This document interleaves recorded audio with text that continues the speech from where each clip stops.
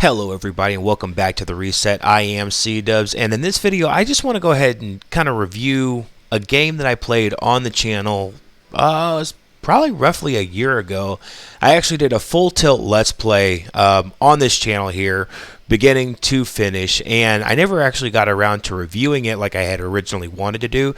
It's called Steamworld Quest: The Hand of Gilgamech, and it's basically a little deck building RPG with some roguelite elements to it. And as far as storytelling goes, it nails it. Like, it's a cute little game, and it can get a little messy at points, but what I like most about this game is in the dialogue sections especially, it really captures the voice of each character and how they're supposed to be acting or reacting in every situation.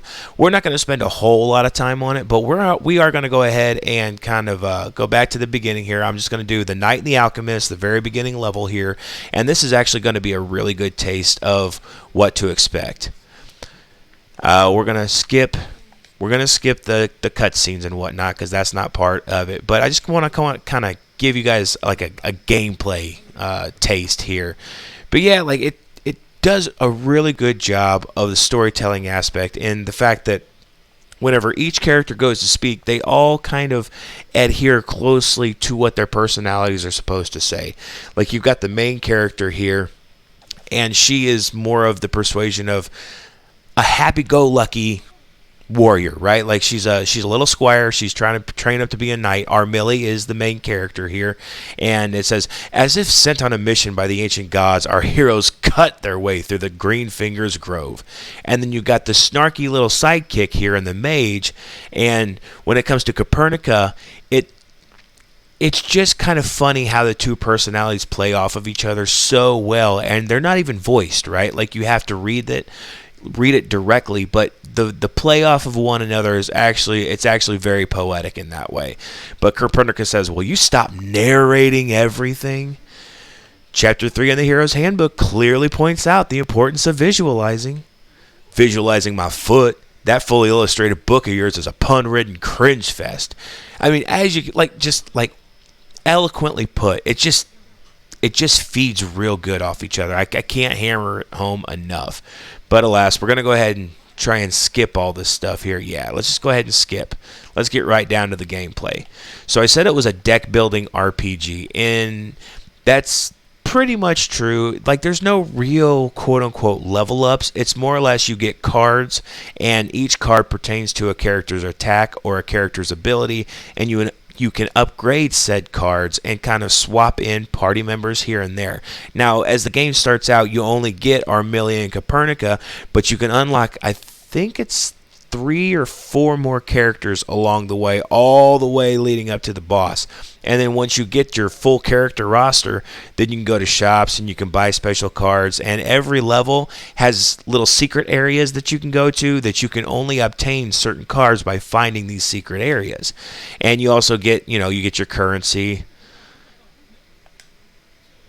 Yeah, my bad.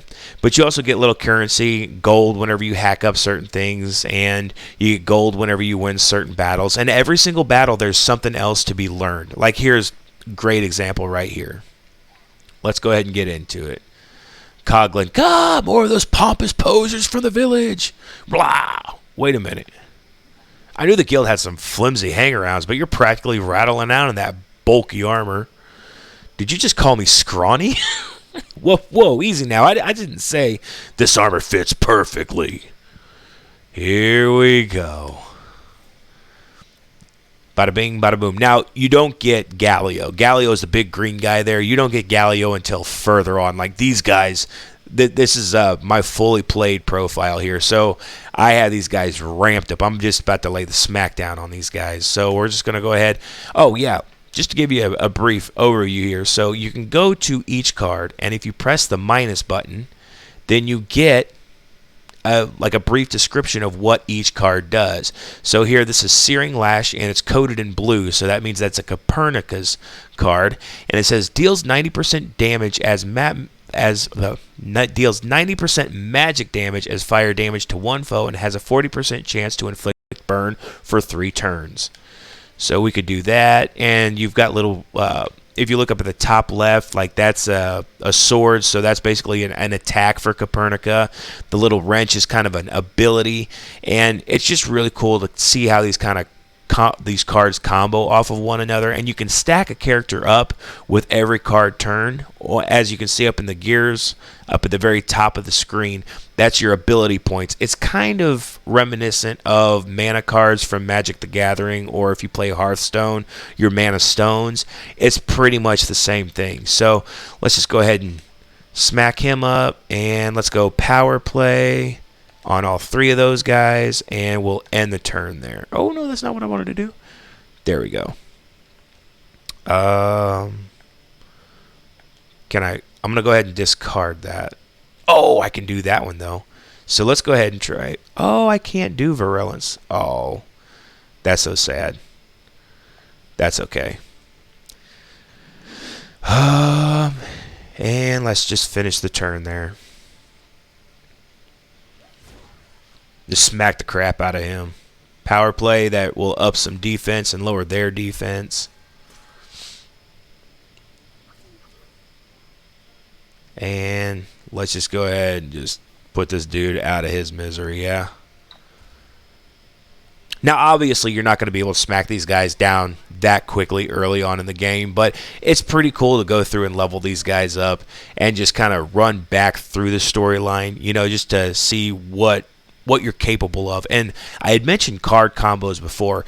They actually have combos with cards that characters can combo off one another. I know that's a lot to digest there, but it's another cool little mechanic that later on in the game, as you start to like form your party, you can swap certain characters in and out with one another, and they feed off of each other's cards. Like for instance, let's say Copernica attacks first. If Galio has a combo card with Copernica, then Copernica will attack first, then Galio will go second, and then they'll form this super attack, if you will. But yeah, all in all, Steamworld Quest, just a really cool little game to play. It's not that expensive. If you're new to deck builders, or if you're new to, it's got some roguelite elements. I wouldn't say it's full-blown roguelite, but it's got some elements in there. It's a cool little starter game to get started with. You know, just something to get your feet wet, something to digest, and overall, great storytelling.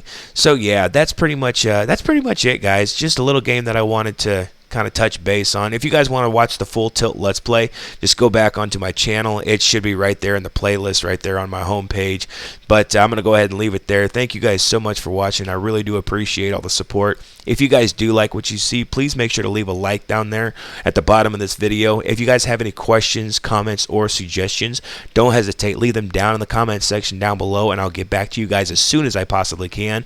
Also, do not forget to hit the subscribe button both here and over on Broken Sleep Gaming. I've got a lot of new content that I'm trying to pump out as efficiently as possible, trying to build the channel up, you know, in that slow, loving labor kind of way. So that said, thank you guys so much for watching.